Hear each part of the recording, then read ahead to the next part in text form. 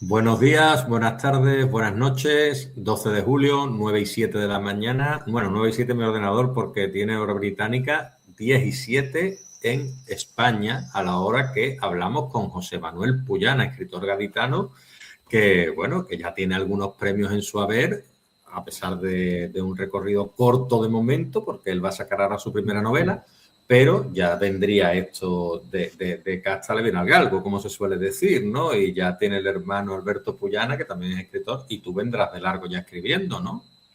Sí, sí, yo hace ya bastante. Bueno, primero, gracias por la oportunidad de estar aquí hablando de un poquito de mí, un poquito de mi libro y tal. Eh, sí, la verdad que yo escribo desde hace mucho tiempo. Esta es mi primera novela, pero porque yo, desde el punto de vista literario, a lo que me he dedicado principalmente es al microrrelato y al relato corto. Entonces, esta es mi primera publicación con, digamos, en un formato más largo. Claro, al ser relato corto, al ser microrelato, pues publicar un libro es muy complicado porque necesitaría cientos de microrelatos para rellenar un libro y eso no es factible, ¿no? Ni tengo tantos escritos ni tendrían la calidad literaria que a mí me gustaría. Entonces, pues eso es lo que ha hecho un poco pues que publique ahora.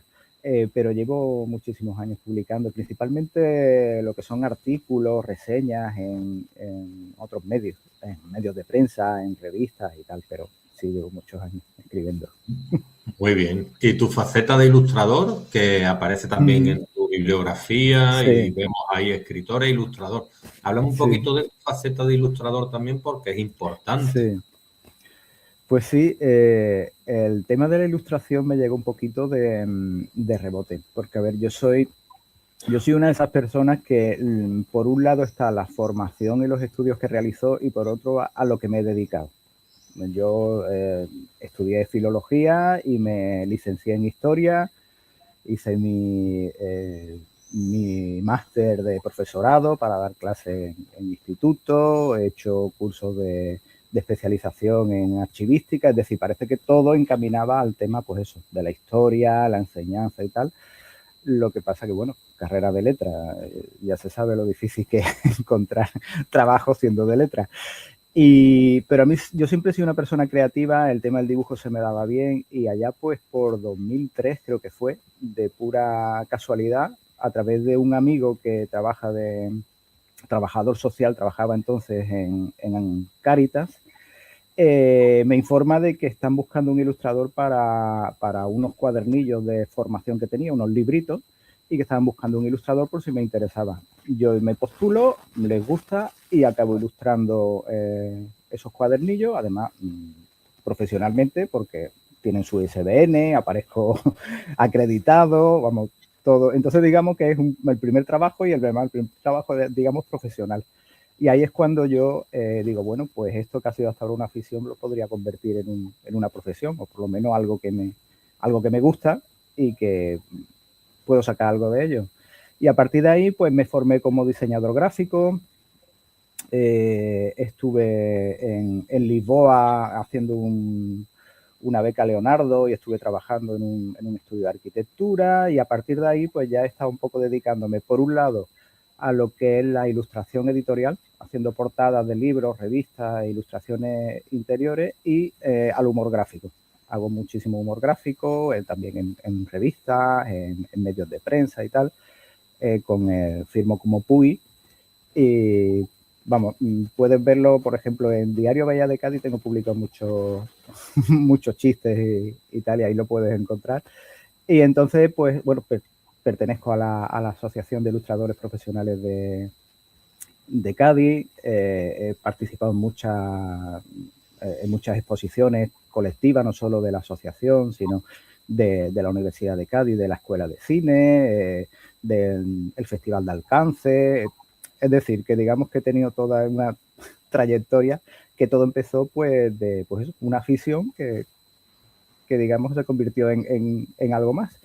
No es algo de lo que viva, ni mucho menos, porque esto es como la escritura, tú eres escritor y sabes cómo va esto, pero bueno, son cositas que haces que te gustan y bueno, si le puedes dar digamos, un complemento, ¿no? Un algo, pues te ayuda al desarrollo personal a estar a gusto, aunque los trabajos que haga, digamos, alimenticios y para pagar la factura, pues no sean tan atrayentes.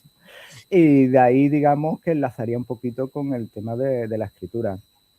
El tema de la escritura viene más o menos pues por lo mismo. Siempre me ha gustado escribir a través de, bueno, un familiar me propuso que, bueno, que se dedica al tema del periodismo y tal, pues me comentó pues que si a mí se me daba bien escribir, que por qué no probaba hacer contenido para webs y para medios digitales, y me propuso pues el que creara mi propio blog que me serviría, digamos, como currículum, ¿no? Para presentarlo y ver cómo escribía. Y entre 2012 y 2017 creé mi propio blog que se llamaba Memorias de un Morlock, sobre temática, digamos, friki, lo que se llamaría friki, es decir, literatura fantástica, ciencia ficción, hablaba de series, de películas, hacía reseñas, iba a eventos de cómics y tal, y hacía pues como la crónica, siempre no de actualidad, tenía una sección de noticias, pero siempre hablando de lo clásico, es decir, pues La Guerra de los Mundos de H.G. Wells, o Drácula, o es decir, siempre yendo a los clásicos. Y con películas igual, con películas siempre me iba a los clásicos y por ahí iba sacando. Y ya te digo, estuvo funcionando como 7 años. Y a raíz de ahí, pues empiezo a escribir también artículos y reseñas, precisamente lo mismo, de cómics, de libros, de series, que es principalmente lo que he hecho. Y a partir de ahí, fue en la revista Minatura, en la que escribía yo artículos. La revista Minatura es una revista de fantasía y ciencia ficción de ámbito iberoamericano, y yo pues ahí pues hacía artículos, son monográficos, pues el próximo número va ahí, que te digo yo, sobre terror cósmico, ¿no? Lovecraft, pues hacía mis artículos sobre Lovecraft, o va a ir sobre ciencia ficción de viaje en el tiempo, pues hacía mis artículos sobre H.G. Wells o lo que fuera. Y ahí tienen también, se publican microrelatos. Y ahí es cuando me animo a ir escribiendo microrelatos, me los van publicando y empiezo a participar en concursos y empiezo a ganar concursos y digamos que empiezo por ahí. Entonces ha sido un poquito el recorrido. El tardar en escribir, digamos, la novela ha sido principalmente por eso, porque es que estoy acostumbrado a un formato que parece muy sencillo. El que no escribe microrelatos pues le dice, bueno, escribir 100 palabras no es tan complicado. Pero el microrelato, si se escribe bien, es muy complejo porque el microrelato es un relato, como dice su nombre. Es decir, tienes que tener unos personajes, una presentación, un nudo y un desenlace. Y hacer eso en 100 palabras es muy complicado. Es sencillo si lo que escribe pues, es un chiste, una anécdota, pero es que eso no es un microrelato. Y aparte siempre hay que darle un girito final, porque al ser tan cortitos duran muy poquito en la mente del lector. Entonces lo suyo es darle un girito final que deje al menos unos segundos al lector pensando en lo que acaba de leer, y es lo que pretendo yo siempre. Entonces, digamos, pues eso, empecé un poco de rebote por 2 cosas que me gustan mucho y a las que no me puedo dedicar a tiempo completo, ojalá, pero que me han ido llevando el uno al otro. El tema de la ilustración, pues ya te digo, he ilustrado un par de portadas de las novelas de mi hermano, por ejemplo, la portada de la que reseñaste, hace poco, la he hecho yo, y la portada de mi propia novela. Exactamente. Y la de mi propia novela también la he hecho yo, la ilustración. Ya tengo contacto con mi ilustrador, entonces... Ambas son muy buenas portadas, pero bueno, como estamos aquí tú de protagonista, te tengo que decir que la de tu novela especialmente es muy buena la portada, porque refleja el contenido, ¿no? Con esa mujer, con la sangre y demás, ¿no? Y la lengua afuera y todo eso. Sí, intentaba, a ver, es hacer un poquito spoiler, pero realmente como ya en lo que sería el primer capítulo, el comienzo del libro, pues ya tenemos al protagonista que va a tener un encuentro en mitad de la carretera pues con una chica que no es muy normal, pues tampoco es muy difícil atar cabo, ¿no? De qué es lo que está sucediendo. Y sí, yo pretendía pues dejar claro, pues como el título, digamos, busqué un título que fuera sugerente y que tuviera más de una lectura. Entonces se titula Despiértame cuando hayas muerto. Por un lado tenemos una lectura, digamos, más literal, que dices tú, bueno, va a venir un muerto a despertarme, ¿no? ¿Qué es lo que ocurre aquí?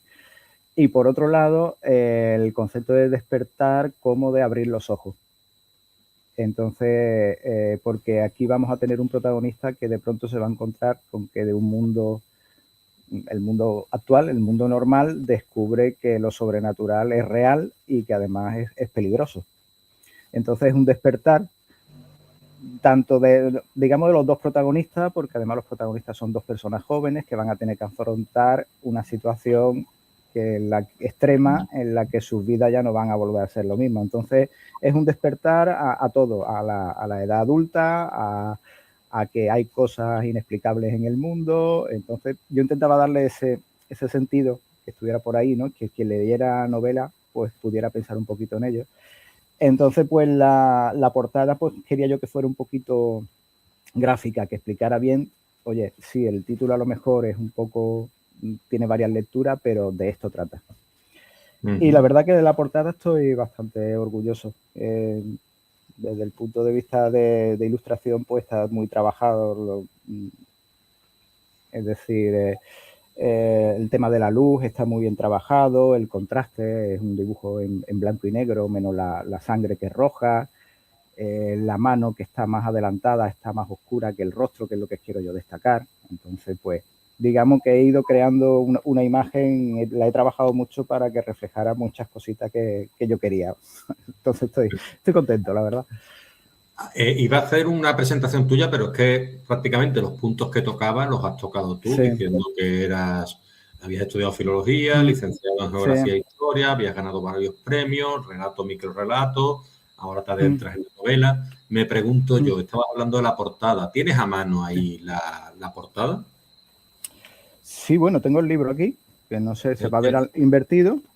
Sí, sí. No, bien, bueno, yo lo veo bien, pero después muy bien, está estupendo. Solamente ahí, esa portada la has hecho tú, muy realista, por lo que podemos ver. Sí. Despiértame cuando hayas muerto y está fenomenal. Léenos la sinopsis, si puede ser.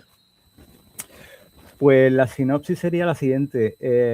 Roberto, que es un joven gaditano, que él acaba de terminar periodismo y está trabajando de becario en Madrid. Pues Roberto regresa a Cádiz durante el puente de Semana Santa. Aprovechando el puente de Semana Santa, regresa a Cádiz y para evitar un poco los atascos y tal, pues va por carreteras comarcales, carreteras secundarias. Cuando va a la altura de Córdoba, le estalla una tormenta repentina, un aguacero. Va conduciendo por esa carretera solitaria donde no hay coches ni en su dirección ni en contra, y de repente en un cambio de rasante se va a encontrar a una joven en medio de la carretera con los brazos en cruz bajo la lluvia, como danzando, y va a provocar, casi provoca un accidente. Roberto va a salir del coche a increpar a la joven y va a tener, pues, como te he dicho, un encuentro aterrador con una joven que no es una joven. Va a tener que salir huyendo, se va a producir un accidente en el que arrolla a la chica y va a ser ingresado en un hospital en una localidad ficticia de Córdoba, y allí un inspector de policía le va a informar, le va a interrogar un poco sobre los hechos, aunque él ya ha dado el parte a la policía que le atendió, y le va a informar de que según el forense el cuerpo de la joven a la que ha arrollado pues pertenece a una vecina de la localidad y que lleva 10 días muerta, justamente los 10 días que hace que desapareció.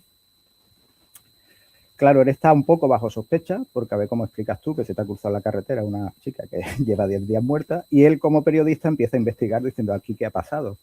La policía un poco dice, bueno, te hizo un golpe en la cabeza, a lo mejor te lo has imaginado, pero claro, él sabe que no.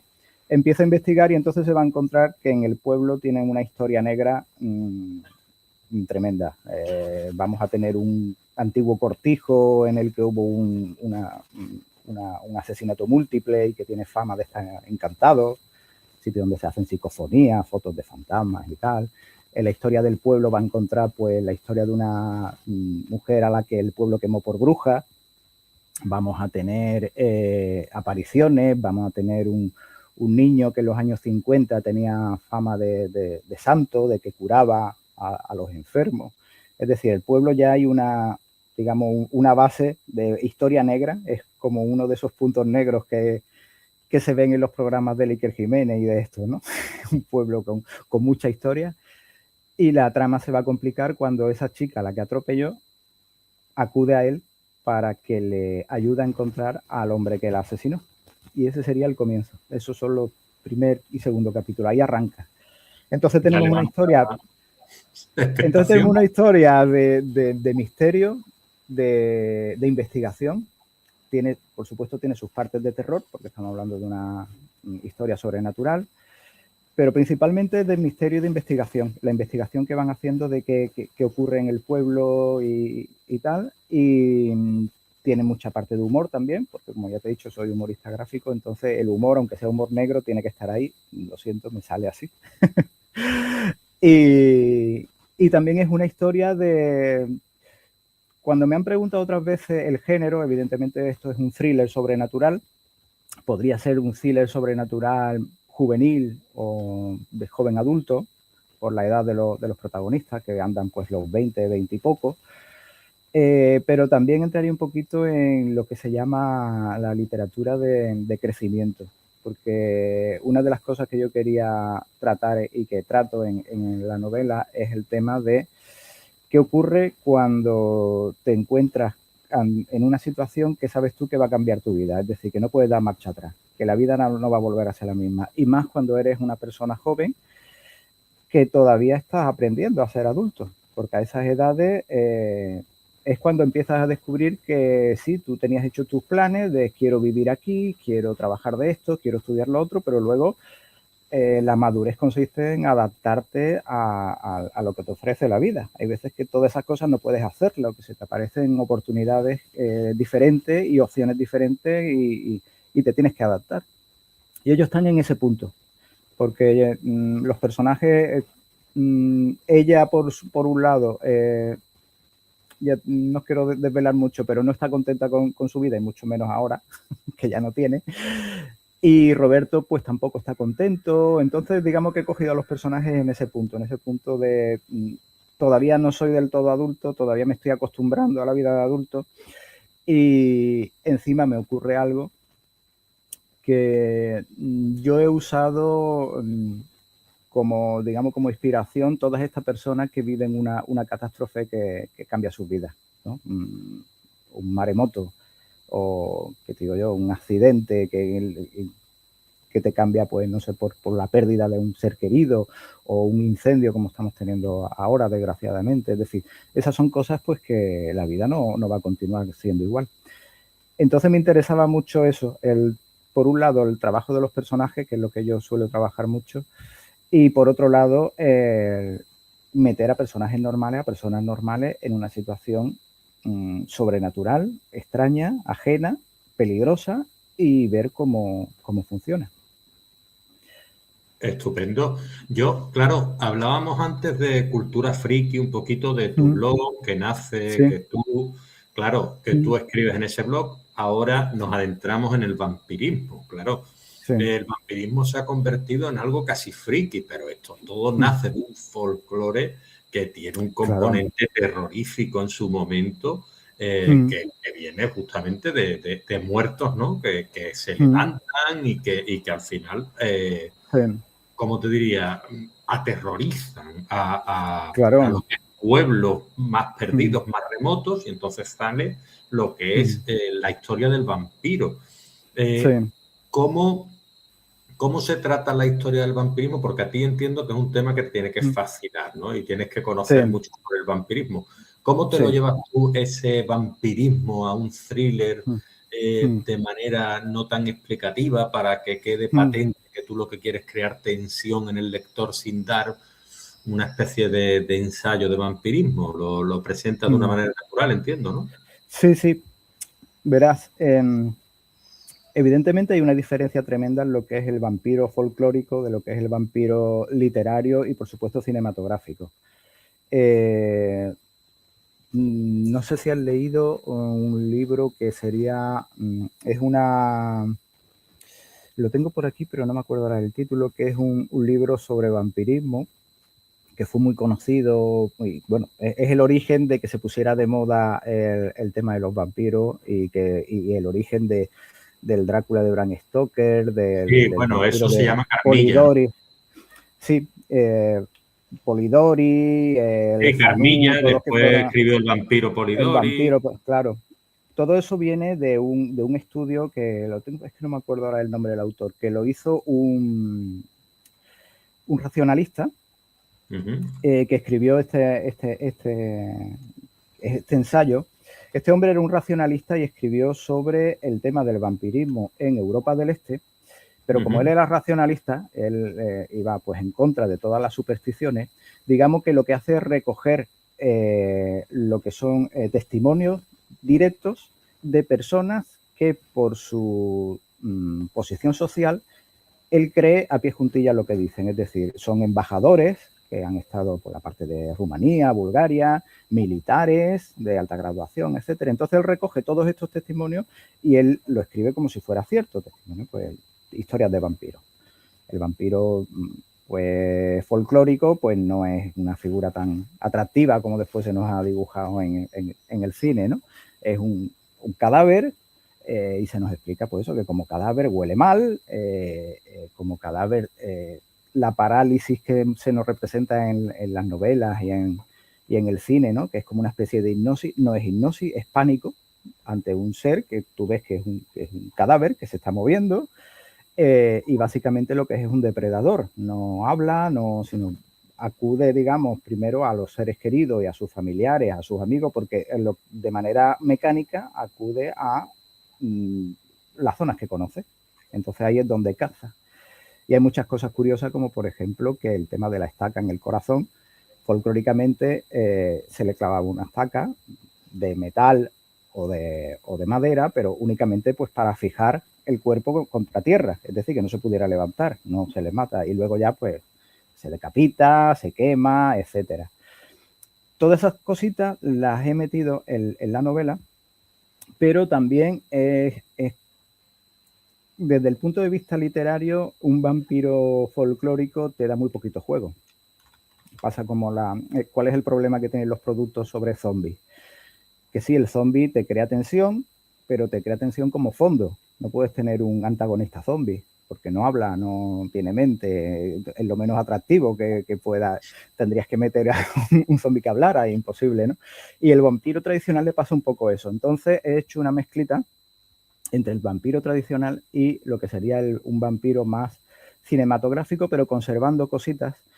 Entonces vamos a ver vampiros que, pues, que muchas de estas cosas que he comentado se conservan, pero pueden hablar, etcétera. Y hay cositas que el sol, pues sí, el sol está, ¿no? Es importante. Las cruces, el ajo, pues no. Entonces, digamos que es un poco. He intentado que sea dentro de lo fantástico un poco plausible, ¿no? Porque iba a tener miedo de una cruz un vampiro si no es cristiano, por ejemplo, es lo que se siente, ¿no? Entonces, pues, digamos que he hecho una mezclita. Y luego, todo esto parte, como yo ya te he dicho, yo trabajo principalmente en microrelatos. Y el origen de la novela es un microrelato, precisamente. Escribí un microrelato sobre una chica que se despertaba en plena oscuridad, en un sitio en el que no se podía mover, se sentía atrapada y intenta recordar qué le ha ocurrido y entonces recuerda haber estado con un joven guapo, ojos claros, rubio, y quedarse como embelesada con ese joven, no recuerda el nombre, no recuerda exactamente de qué hablaban, solo recuerda pues su mirada intensa, sin parpadear y esa atracción que sentía por él, ¿no? Y luego volvía al sitio en el que está y solo percibe olores a humedad, olor a moho, lo que sería el petricor, que es el olor a la tierra mojada, y le llega un olor como a carne pasada, a la cadaverina, ¿no? Le va llegando ese tipo de dolores y le vienen más flashes del momento en el que ese joven se le abalanza y ella siente un dolor punzante en el cuello y tal. Y entonces ella pues empieza a recriminar a sí misma, pues qué tonta he sido, me he dejado matar, me he dejado embelesar y ahora qué va a hacer de mí, yo con 20 años, la vida por delante, mis padres qué van a pensar. Y en esto pues ella de pronto empieza a decir que, bueno, se siente frustrada, enfadada consigo mismo y sobre todo hambrienta, que siente cada vez más hambre y ella se plantea qué clase de muerto siente tanta hambre. Entonces en el microrelato lo que relato es el despertar de una chica que se ha convertido. ¿Qué ocurre? Que a mí me atrajo la historia y dije yo, esto puedo sacar un poco más de la historia, voy a convertirlo en un relatito corto. Y ya relaté cómo ella sale al exterior de donde está enterrada, porque hay una tormenta, la tierra húmeda le permite excavar hacia afuera, y cómo ve el mundo ahora desde sus ojos de vampiro. El mundo tiene una luz especial, está lloviendo y ella ve las gotas cayendo despacio como si fueran estrellitas que caen del cielo, escucha el tintineo de las hojas rebotando de las gotas rebotando en las hojas de los árboles, rebotando alrededor de ella, escucha los pasitos de un ratoncito que hay en las raíces de un árbol, es decir, sus sentidos están... ella misma lo describe como si fuera un viaje de droga, un viaje lisérgico, ¿no? De LSD. Ella está en éxtasis, ¿no? Ante el mundo las luces son distintas, escucha los zumbidos del tendido eléctrico. Y me gustó el tema este de ver cómo lo vería esa chica, ese despertar de los sentidos, ¿no? Y quise llevarlo un poquito más allá. Y digo, ¿qué pasaría si se encontrara con alguien en este estado? Con un campista quizá. Y no, y vi la imagen de la chica que deambula completamente extasiada y sale a la carretera. Y imaginé los focos de un coche que pega un frenazo y que se para. Y entonces dije, ¿qué va a pasar ahora? ¿Quién es ese conductor? ¿Qué va a ocurrir? Y a partir de ahí dije, no, esto tengo que alargarlo. Esto no me da para un microrelato ni para un relato. Esto tengo que continuar la historia. Y este es el origen de la historia. Es la historia de una chica que se convierte y que tiene que aprender su naturaleza nueva y de un chico que se va a encontrar con esto de golpe. Sin previo aviso, no se conocen, pero tienen ese vínculo. Los dos, digamos, se han encontrado con que el mundo es diferente. Ella por su lado y el... Entonces trabajo mucho eso. No sé si te he respondido a... Sí. Lo que quería, a ver, yo he intentado investigar un poquito mientras tú me contabas sobre la novela. ¿Es posible que se llame Ensayos fragmentarios sobre vampirismo de Lisandro Hengrens o no? No. Este es uno de los que yo he encontrado, pero bueno, no pasa nada. Seguimos. Sí, a ver si te lo digo luego. A ver si me lo dices a lo largo de la entrevista. A ver si te acuerdas. Y si no, pues dejaremos algún tipo de mensajito más tarde y ya está. Nada, yo quería preguntarte también si el microrelato y el relato y todos estos desarrollos que tú has hecho durante tantos años que te convierten en un experto, ¿a ti te ha ayudado en algún momento en el ritmo, en el desarrollo de los personajes de la obra y demás en una novela, en una trama más larga? A ver, yo creo que... Digamos que yo tengo claro que el tema de escribir microrelato también viene por el tema de ser humorista gráfico. Es decir, cuando tú eres humorista gráfico vas a tener una viñeta, 2, 3 a lo sumo para hacer el chiste. Y tú, como en el microrelato, tienes que presentar unos personajes, una situación y tienes que hacer el remate del chiste. Entonces eso te obliga a ser muy conciso. Y creo yo que precisamente por eso, por esa, digamos, costumbre de hacer chistes y que sea así rápido y tal, pues me viene el gusto por el microrrelato. Y el microrrelato realmente yo creo que me ha dificultado el escribir la novela, por una sencilla razón. Si pusiéramos un símil cinematográfico, y no sé, una película que hayamos visto, Braveheart, por ejemplo, el microrrelato sería las escenas de acción. Punto. Entonces, vas al grano cuenta justo lo que quieres, es algo muy efectista, es algo que emocionante, que puede dar miedo, que puede dar... Vale, tienes tu escena de acción, tu batalla. ¿Qué ocurre? Pues que tú no puedes escribir una novela a base de momentos de acción.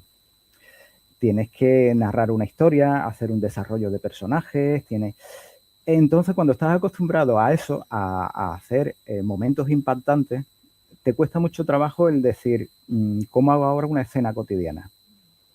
Es decir, en Braveheart, pues tenemos el principio que va despacito, donde contamos la situación política, él se enamora, tiene su relación de pareja, tal. Y yo muchas veces pensaba, ¿y si me aburre? ¿Y si me aburre he hecho un microrelato a lo mejor de un detective que está en una situación, en un callejón en el que tiene una encerrona, tal y cual?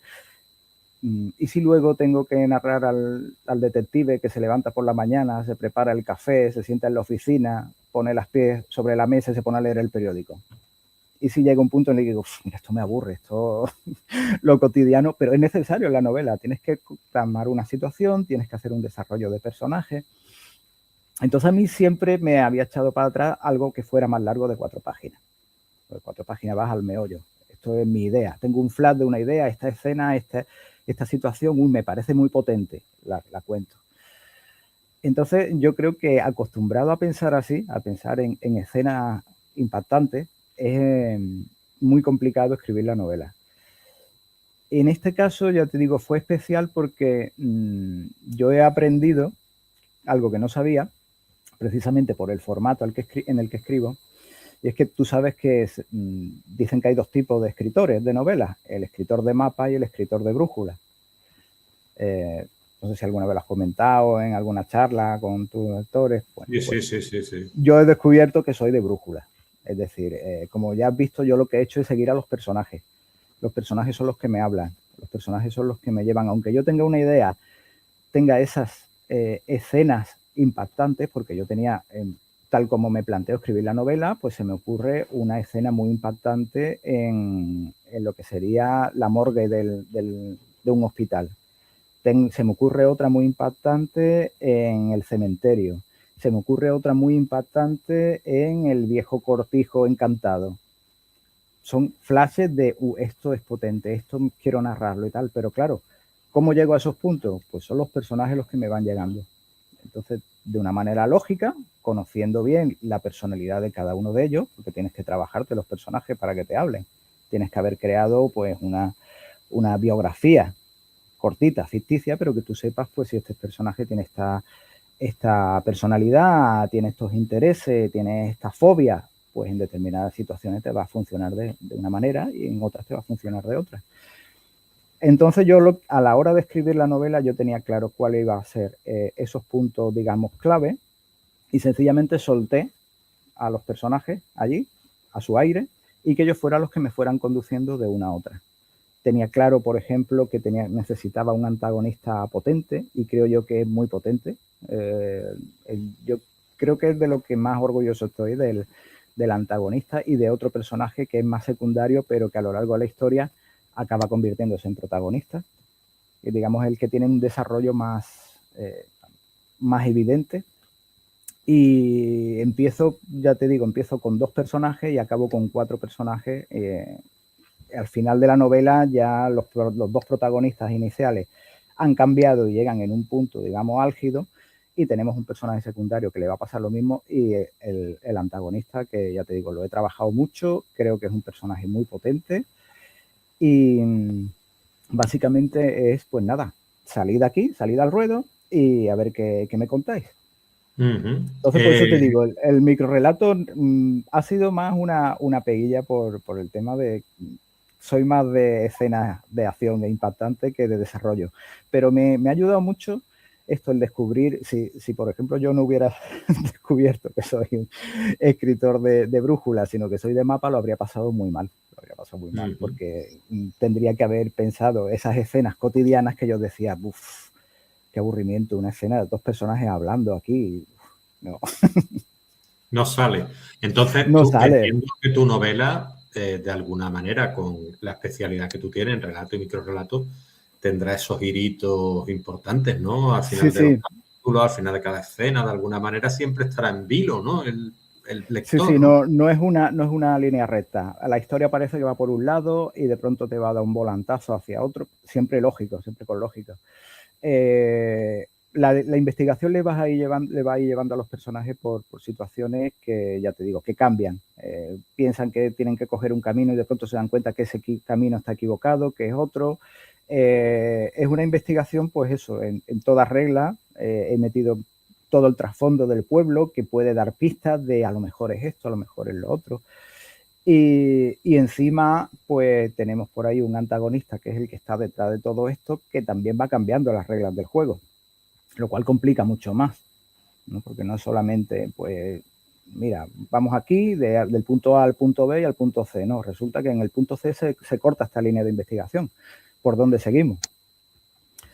Entonces, pues sí, tiene sus giros, como ya te digo, es algo típico de la manera de escribir que tengo, tiene su humor, tiene sus escenas de mucha acción y de terror, terror atmosférico, no es tanto terror físico como de crear ambientes, que es algo que me gusta mucho, y, pero digamos que la mayor parte es investigación y el ver qué hacen estos personajes en esa situación. Eso para mí era lo fundamental. No estamos hablando de no sé, el detective duro que se enfrenta, que está curtido y se enfrenta. No, hablamos de dos jóvenes que nunca se han encontrado en esta situación y se la topan de frente y llega un punto en el que ya esto no es solamente investigar por curiosidad, es que es supervivencia. Ajá. Y hablemos un poquito hemos hablado de antagonistas y villanos antes. La memorabilidad, la importancia de un villano o un antagonista en una novela, en muchos casos, digamos, desistimos, ¿no? De algunos protagonistas, como pueden ser, no sé, tú que te gustan mucho los cómics y las novelas gráficas y demás, entenderás el paralelismo con Walking Dead, ¿no? Es decir, que los Sí. antagonistas y los villanos, pues muchas veces son más importantes o más permanecen en la memoria, o en el caso de Batman y Joker, ¿no? O en el caso de algunos. Sí. En un libro, ¿tú crees, en una novela, en una historia, en un relato, también tiene que ocurrir eso, que incluso lo entendamos mejor a los villanos que al protagonista en sí? Sí, claro, porque, a ver, el villano es el que va a marcar la medida del héroe, del protagonista. El villano es el que plantea y propone el reto al que se va a enfrentar el protagonista. Entonces, si tienes un mal villano, eso pasa tanto en novelas como en películas y tal, un mal villano se puede cargar la película. En cuanto tú percibes que no es una amenaza real o que no es una amenaza, bueno, pues a lo mejor es un tío agresivo, pero que no supone nada más que una amenaza física. Pero en cuanto tú tienes un villano que supone una amenaza no solo física, sino una amenaza pues intelectual, una amenaza de otro tipo, ¿no? Un Moriarty para Sherlock, ¿no? Eso hace que las apuestas suban para el protagonista y eso genera interés en el lector hacia cómo va a solucionar el protagonista esto, cómo se va a enfrentar, pero también, evidentemente, una atracción hacia el villano, porque, claro, tú piensas que el villano y el héroe tienen que estar a la misma altura, como mínimo, como mínimo. Pero encima el villano, por el hecho de ser el villano, no tiene esas limitaciones morales o legales que tiene el protagonista, con lo cual se acaba convirtiendo en una versión oscura del protagonista. Es decir, Moriarty es una versión oscura de Sherlock, es lo que Sherlock sería si Sherlock se dedicara a hacer el mal, se dedicara pues a corrupción política, a crear guerras y etcétera, ¿no? Es decir, ¿qué hace una persona tan inteligente cuando se tiene la posibilidad pues de hacer cosas en su propio beneficio? Pues va a intentar eso, manejar los mercados, va a intentar pues eso, lo que hace Moriarty, ¿no? En las novelitas, que tampoco sale tanto, aunque es el gran villano de Sherlock, sale muy poquito, pero bueno, te lo presentan como eso, como alguien que en la sombra es capaz de cambiar el curso de la historia. Es una persona que es capaz de provocar guerra, de romper tratados, tiene ese poder. Y tú sabes que alguien de extrema inteligencia como Sherlock, si se volviera malvado, podría hacerlo. Ujú. Entonces siempre digamos que eso, que el villano es el que marca la pauta, porque es el que va a hacer que el protagonista se enfrente a retos de distinto tipo. Tienes que tener entonces un villano potente, tienes que tener un villano creíble y sobre todo es ese reflejo que hay siempre entre ambos. Siempre hay una dicotomía, ¿no? Siempre hay uno es el contrario del otro.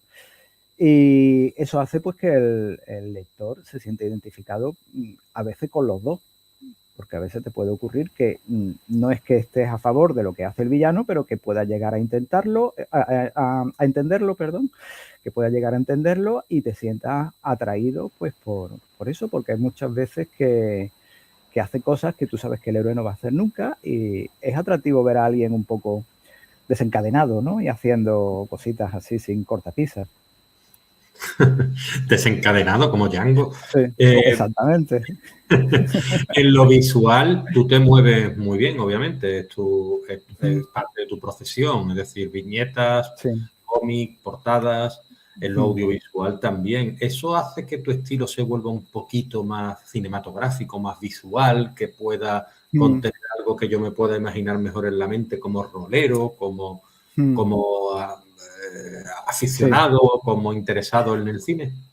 Sí, precisamente uno de los comentarios que más frecuentemente me han hecho personas que lo han leído, conocidas o no, porque me han llegado mensajes de lectores a los que no conozco y me han mandado por privado pues, un mensajito y diciéndome, pues todos me dicen lo mismo, que tengo un estilo muy cinematográfico, que ellos están leyendo y se están imaginando la escena.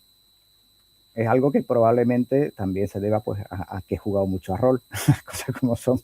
Entonces, las descripciones para mí son muy importantes y me gusta describir sensaciones, que tú sientas lo que siente el protagonista, pero a nivel físico incluso, crear un ambiente. Tanto es así que no hace mucho pues he terminado una formación como guionista, unos cursos que da Radio Televisión Española, Instituto, y he guionizado la novela. Tanto me repetían que es muy cinematográfica que he dicho yo, bueno, pues voy a probar. He aprendido cómo se escriben los guiones, es un lenguaje completamente antiliterario, porque si escribes un guión te tienes que olvidar de lo que es escribir un libro. Porque claro, tú lo que tienes que plasmar en el guión es lo que se ve en pantalla. Entonces tú no puedes tener pensamientos interiores del personaje, tú no puedes describir cómo se siente el personaje, tú no puedes decir el personaje se siente solo, el personaje tiene frío, no, tú tienes que ver la manera de que en la pantalla aparezca que el personaje se siente solo y siente frío. ¿Cómo? Búscate la vida. Tiene que ser algo visual, algo que se vea. ¿Qué ocurre? Pues que te obliga pues a utilizar otro lenguaje con el que no estás acostumbrado, a cortarte mucho de hacer descripciones, porque tú como escritor te lanzas de cabeza a hacer una descripción y dices, no, tienen que verlo, yo estoy describiendo lo que aparece en pantalla. Te obliga a crear personajes secundarios, personajes de apoyo que se llaman, porque si el personaje no puedo poner una voz en off durante 2 horas contando lo que piensa el personaje, ¿cuál es la manera más orgánica? Pues que haya otro personaje con el que él tiene la oportunidad de decirlo de viva voz. Entonces creas personajes de apoyo, tienes que cambiar situaciones que no funcionarían en novela. Por ejemplo, tú puedes decir, tras una larga y ardua investigación, el detective tal llegó a la conclusión de que no, eso como tienes que mostrar la ardua y larga investigación, porque si no, quien ve la película no entiende cómo ha llegado a esas conclusiones, lo cual te obliga a escribir esa larga y ardua investigación. Tú te la has quitado así y ahora no, ahora tienes que crear la investigación y tienes que crear una serie de enigmas y tienes que imaginarte la manera lógica en la que has resuelto los enigmas, es decir, es una complicación tremenda. Cuando se trata, hablamos siempre de novelas de misterio y tal, novelas de acción pues mucho más sencillo porque no tiene, pero cuando tú has creado un libro basado principalmente en la investigación, en la ambientación, todo eso llevarlo a la pantalla es muy complicado. Pero bueno, al final estoy satisfecho como ha quedado. De hecho, me gusta más el guión que la novela prácticamente. Me ha obligado a extender partes que en la novela pues no podía extender y me ha gustado las partes que he añadido. Entonces, pues eso, mi estilo sí es muy ambiental, más que descriptivo es ambiental, y yo intento transmitir eso, yo intento que tú te pongas desde el punto de vista en el lugar del protagonista, para que sientas el miedo, para que sientas eso. Sí. Me surge una pregunta, por la manera en la que tú me estás contando sobre tu novela y me estás hablando sobre tus relatos y microrelatos y sobre tu carrera profesional en la escritura y la ilustración. José Manuel Puyana es alguien que se pone trampas él mismo en las novelas o en los relatos o en los microrelatos y después a veces como un escritor piensa, Dios mío, ¿por qué me he puesto esta trampa y ahora no soy capaz de desentramarla o de desarrollarla y tienes que estar pensando y dándole vueltas cómo hacerlo para al final poder meter esa escena y tú mismo decir, lo he conseguido, el protagonista ha vencido? Claro, sí, es que es así, pero es por lo que hablábamos de ser escritor de brújula. El propio personaje te va a plantear una serie de problemas. Es decir, imagínate que tú escribes un libro sobre piratas. Y ahí te estás metiendo en un embolado porque si quieres hacer una historia coherente vas a necesitar un lenguaje marino, vas a tener no solo de saber popa, proa, estribor y babor, sino vas a tener que saber pues cómo se llaman las cuerdecitas que hay por aquí, cómo se llaman las velas, vas a tener que saber las jerarquías porque está el capitán, te suena el contramaestre, pero ¿qué otra gente hay? ¿Qué tripulación hay? Es decir, te vas a meter en un embolado tú solo.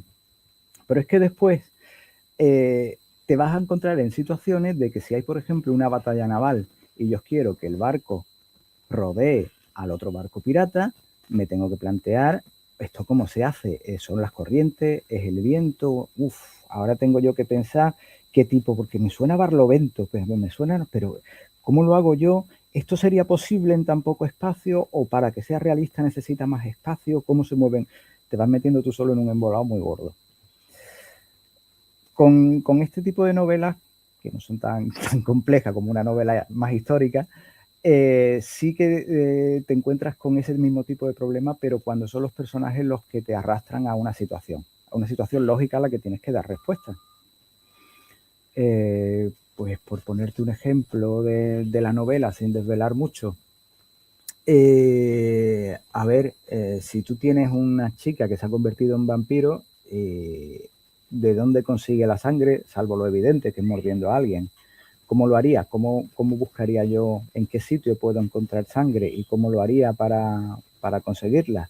¿Qué se me ocurriría para tener un flujo constante sin llamar la atención? Si no quiero matar a nadie, pues todavía más complicado. Y eso, que no se llame la atención, que no acuda a la policía, que no investigue. Te vas metiendo en una serie de embolados tú solo que te obliga a resolverlo. En mi caso los he resuelto, yo creo que sí, y de una manera bastante lógica. Sí, la creo White Wolf y la factoría de ideas nos ayudó un poquito a desarrollar vampiros y a desarrollar claro. fantasía más exactamente, a ver cómo te mueves en un mundo real sin que el mundo sepa que tú existes.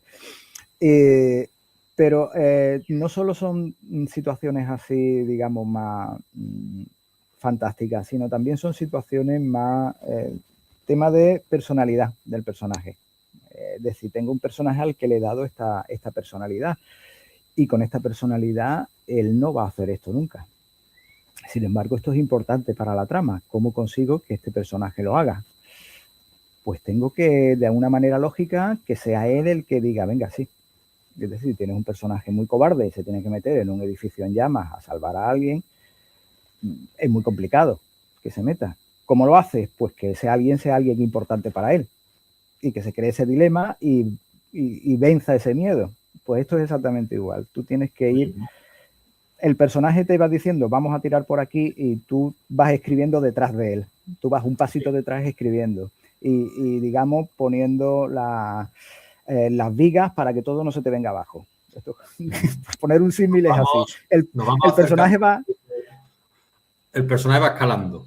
Exactamente, el personaje va excavando un túnel y tú vas detrás poniendo vigas y poniendo techo para que el túnel no se venga abajo. Como no lo hagas, llega un punto en el que todo se viene abajo y dices tú, esto no se sostenía.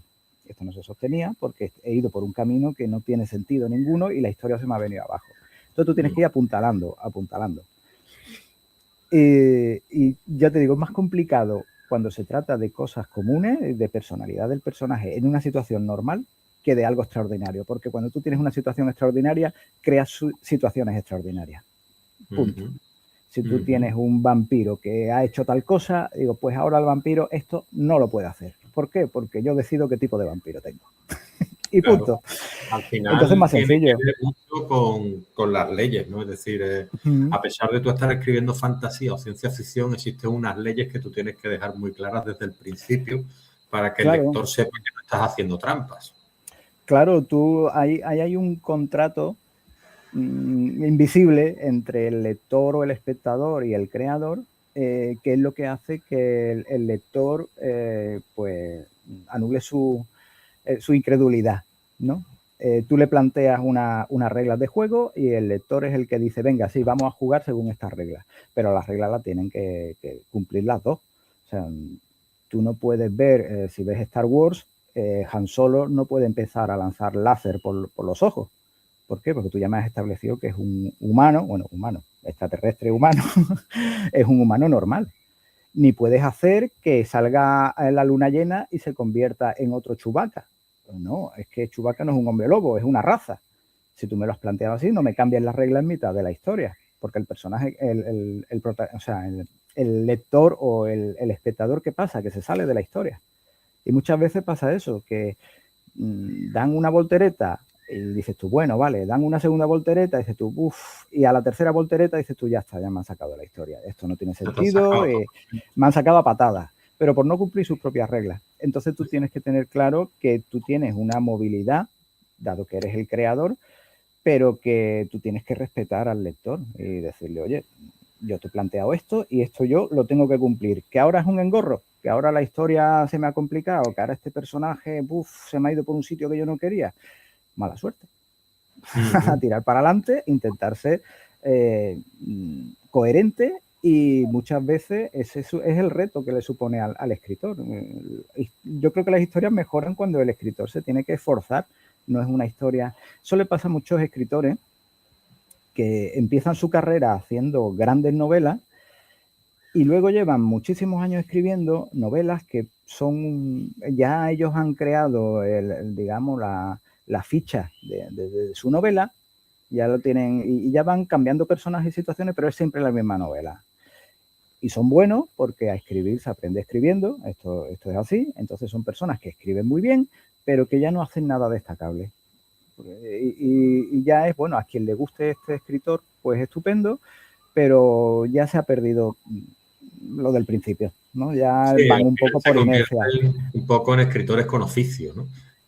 Claro, exactamente. Y ya es una profesión más mecánica que lo que es la creatividad. Porque yo creo que el escritor que escribe no lo hace pensando en voy a ser rico, millonario, van a hacer películas de mi libro. No, no. El escritor que escribe tiene una necesidad, tiene una historia en la cabeza y esa historia las quiere plasmar. Y si la historia está bien y cree que tiene posibilidades, la enseña, la da a leer, etcétera. Pero su objetivo es sacar las historias que tiene aquí dentro de la cabeza. Cuando ya sencillamente se convierte en una manera pues, de ingresar dinero todos los meses y tienes una editorial que te dice, pues mira, para este año 2 novelas. Bueno, pues 2 novelas. Pues cojo la plantilla, meto esto va a ocurrir en tal sitio, tal actor, y a base de oficio la sacan adelante, pero no aportan absolutamente nada nuevo. Sí. Y ya no me acuerdo de por qué habíamos salido. No, era un poco de eso, de cómo los escritores, pues, de alguna manera se van acomodando, ¿no? Y al final se vuelven Claro, exactamente, a eso iba. Historias, ¿no?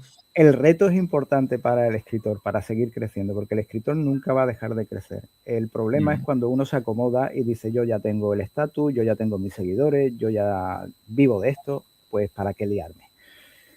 Sí. Entonces, y no puedo, a ver, nos acercamos un poquito al final y no puedo dejar de hablar del humor, ¿no? algo, una seña también de tu hermano Alberto Puyana, y tú también, humor negro, ¿no? Es lo que hablaba yo un poquito, que viene de casta, ¿no? Viene de familia casi. Y, claro. y el humor negro que tú utilizas, ¿cómo de importante puede ser el humor en algo como una novela negra que puede llegar a ser tan trágica o que puede llegar a ser tan seria, que dices tú, en un thriller, ¿no? Que estamos hablando de alguien que atropella a otra persona o de vampiros y demás? ¿Qué cabida tiene el humor ahí, no? Pues a ver, es que depende de lo que tú interpretes por humor. Es decir, si interpreta humor como un personaje haciendo chistes, evidentemente eso en una comedia te puede valer, pero en algo de misterio y terror no te vale. En este caso, el humor puede estar o bien humor involuntario, es decir, personajes que hacen cosas ridículas, pero porque son personajes ridículos, porque la situación es ridícula, o porque, mira, es que no da más de sí. Y es una manera también de describir a un personaje. Es decir, cuando ves a un personaje en una situación que le supera y hace una tontería, pues ya estás descubriendo, mira, esta persona no está al nivel. Te está ayudando a esa situación a describirla, su personalidad, su estatus, etcétera, ¿no? Por ejemplo, en esta novela vamos a ver a un político que refleja bastante bien, creo yo, el nivel de los políticos que tenemos actualmente. Entonces, vamos a ver a un político que está pensando en lo suyo, que no, la situación es cómica, pero no porque el personaje esté haciendo gracia, sino porque te resulta cómico que en esta situación el personaje esté pensando en cosas que más materiales y que no se esté dando cuenta de la gravedad de la situación. Eso resulta cómico. Entonces, por ahí, de manera indirecta, te va a ayudar digamos, a perfilar ciertas personalidades, ciertos personajes.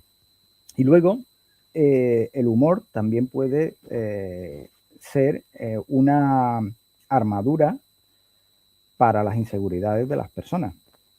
Es decir, ante una situación de riesgo, tú puedes usar el humor como una manera digamos, de desestresarte, de sacar todo lo que llevas dentro. De alivio, ¿no? Exactamente. Entonces, por eso es humor negro.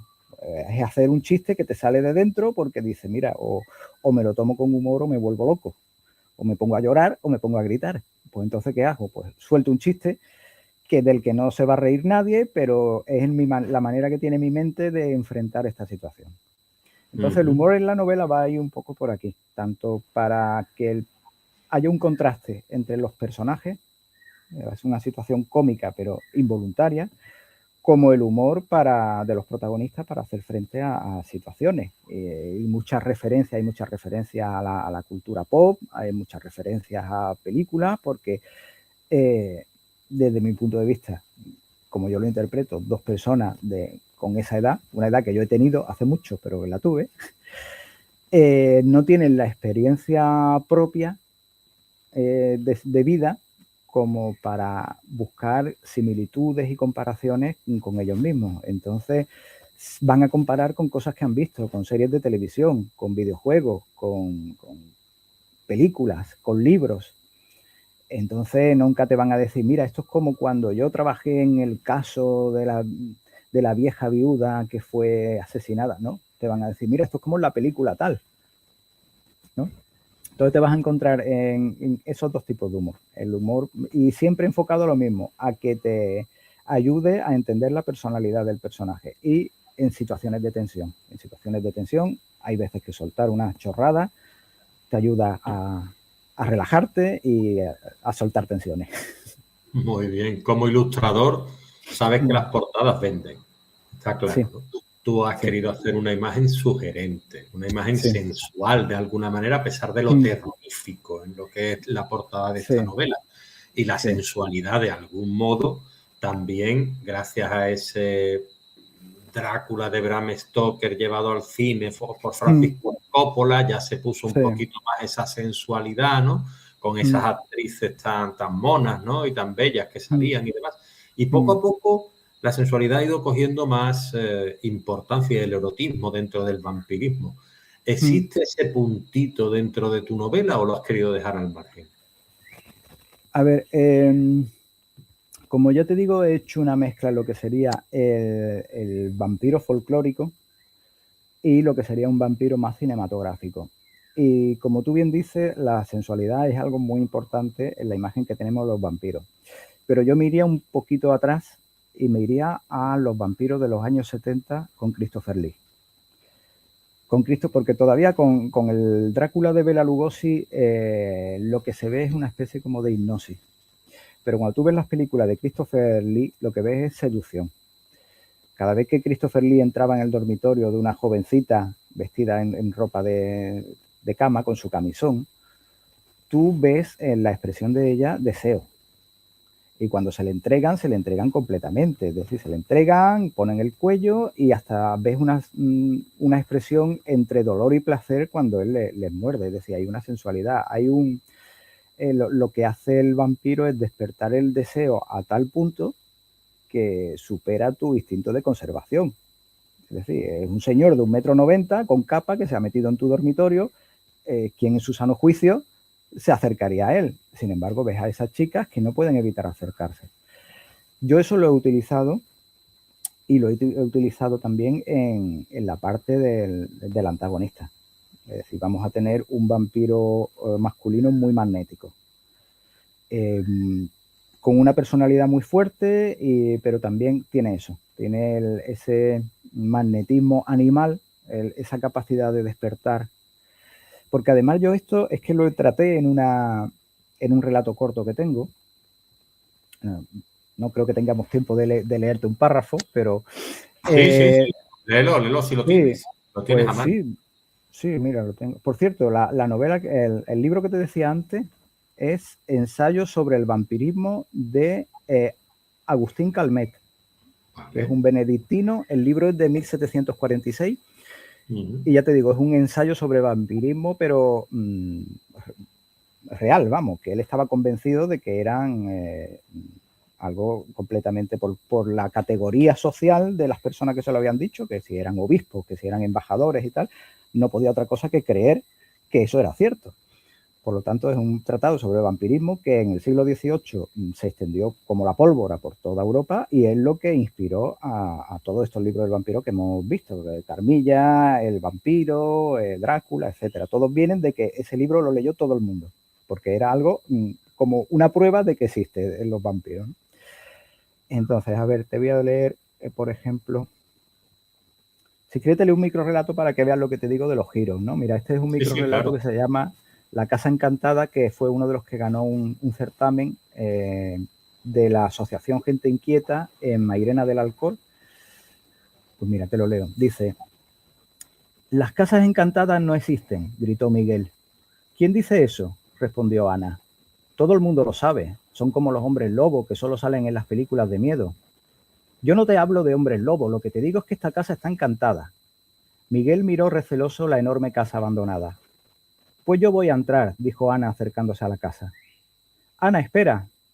¿Vienes o no?» «Prométeme que no te apartarás de mí», dijo Miguel no muy convencido. «Lo prometo», rió Ana mientras le tendía la mano.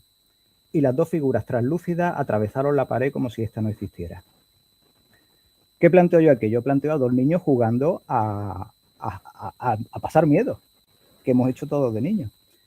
Te planteo unos personajes, una situación, y tengo un desenlace que es un giro inesperado. Y es que ellos dos son fantasmas, pero son fantasmas de niños jugando a pasar miedo. A eso me referían que... Sí. Sí, ¿a eso te referías con qué, perdón? A eso me refería con que el microrrelato tiene que contar un relato completo en muy pocas palabras. No puede ser una ocurrencia, no puede ser un chiste, no puede ser un pensamiento, no. Eso tiene que ser una historia completa.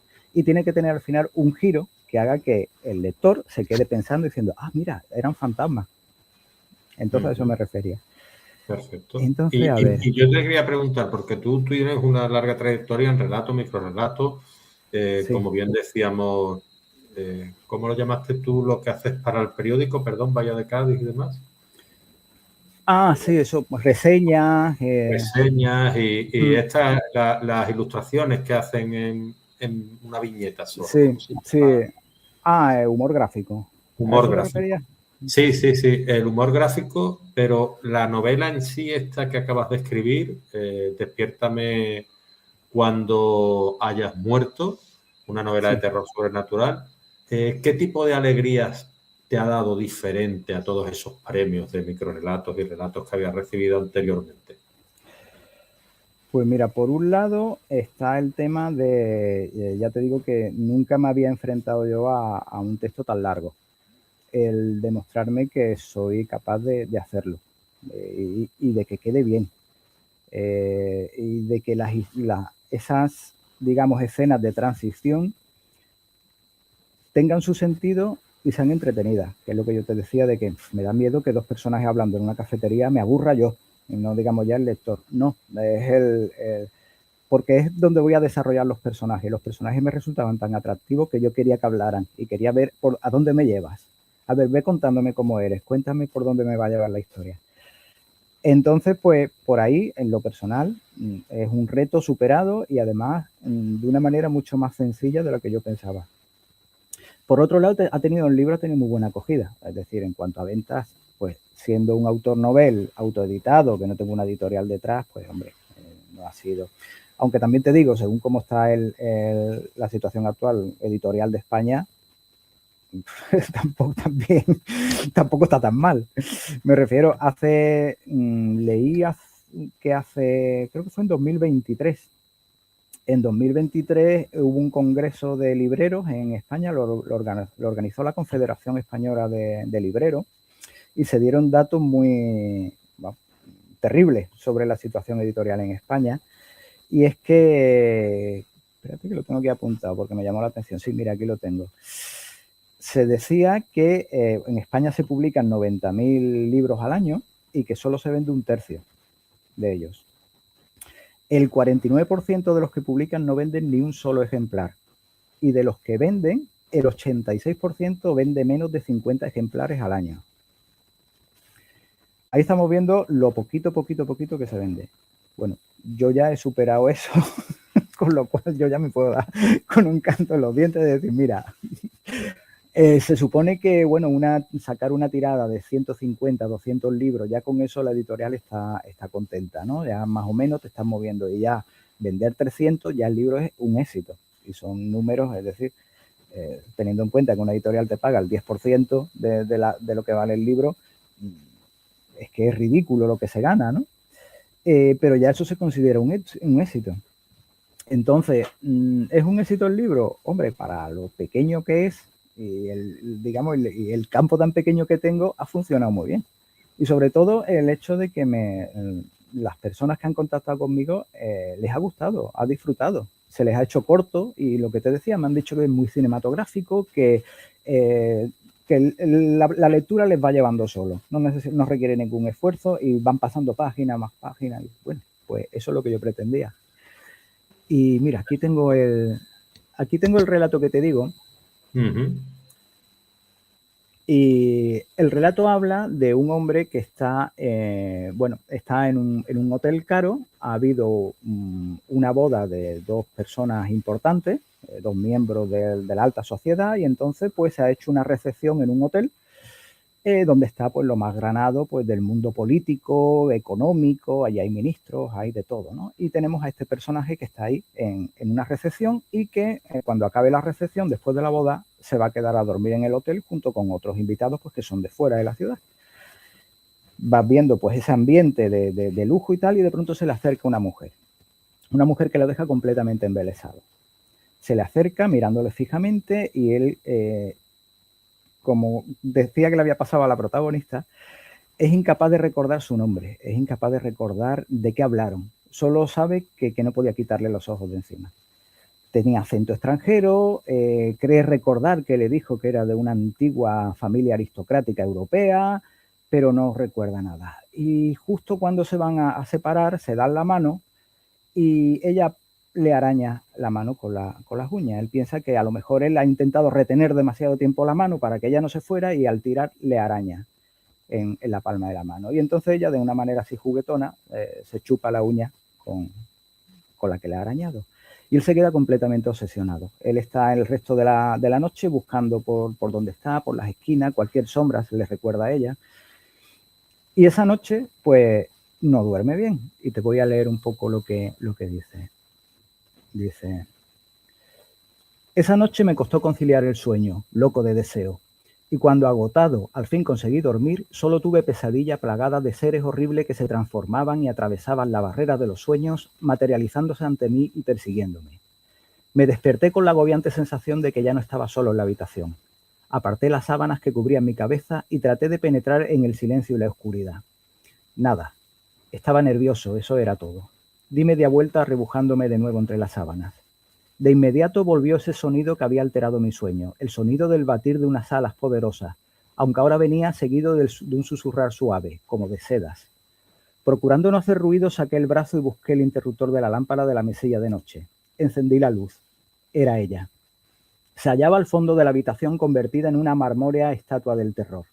Tenía el rostro vuelto hacia la ventana abierta, a cuya escasa luz distinguí su cuerpo perfecto, mal velado por sus transparentes ropas de noche. Una alegría malsana me inundó, borrando de golpe todos los espantos de la noche. Todos mis pensamientos estaban concentrados en la mujer que cruzaba, deslumbradora, la sombría habitación en dirección a mi cama, con una enigmática sonrisa en sus labios escarlata que enmarcaba unos dientes largos y afilados. Sus ojos verdes parecían brillar en la oscuridad como los de un enorme felino, pero yo no tenía miedo. Mi corazón latía locamente en mi pecho y todo mi ser ansiaba la presión dominante de aquella espantosa boca. Acercó su rostro al mío, pero no me besó. Su cabeza se inclinó un poco más, por debajo del nivel de mi barbilla. La piel de mi cuello se estremeció al sentir la caricia de su aliento. Cerré los ojos y aguardé en éxtasis. Mi garra atravesó piel, carne y hueso sin apenas notar resistencia.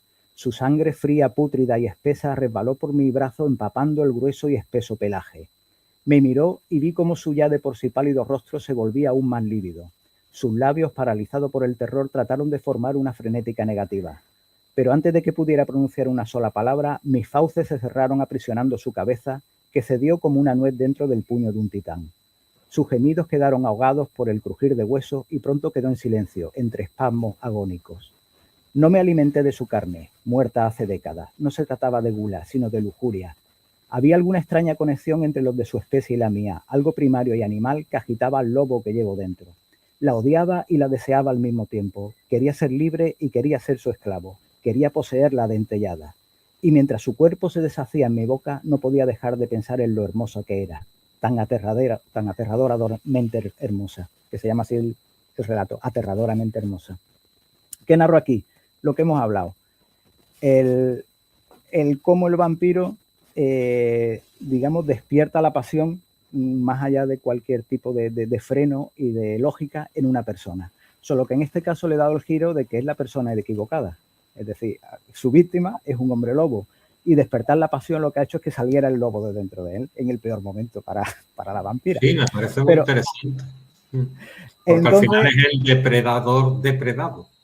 Exactamente, ha elegido la presa equivocada, pero además he intentado darle la lógica de que él lo que ha hecho es dejarse llevar por la pasión, que es lo que pretendía la vampira. El problema es que lo que ha hecho es soltar el lobo que llevaba dentro. Se equivocó mucho. Se equivocó mucho. Sí, tiene ahí una lección. Claro, entonces tengo aquí esta visión de ese poder vampírico sensual, más que de hipnosis, como el que tenía el vampiro de Bela Lugosi, o como hemos visto en otros vampiros más terroríficos, más depredadores, y he tirado más por eso, por el lado sensual. Esto aparece en la novela. Esto quería conservarlo yo, ese poder de sugestión, pero llevándolo también a un plano más físico, porque, claro, cuando tú buscas sugestionar a alguien, te pongo un ejemplo. Si tú quieres las películas de cine negro, por ejemplo, ¿cuál es la mejor manera de sonsacar a alguien información secreta? Pues a través del sexo. Vas a tener pues a una espía que le va a sonsacar, es decir, yendo a las pasiones más primarias. No es convenciéndole, venga, dime la información, no sé qué, no, eso es lo primario. ¿Qué es lo primario? Pues evidentemente el deseo.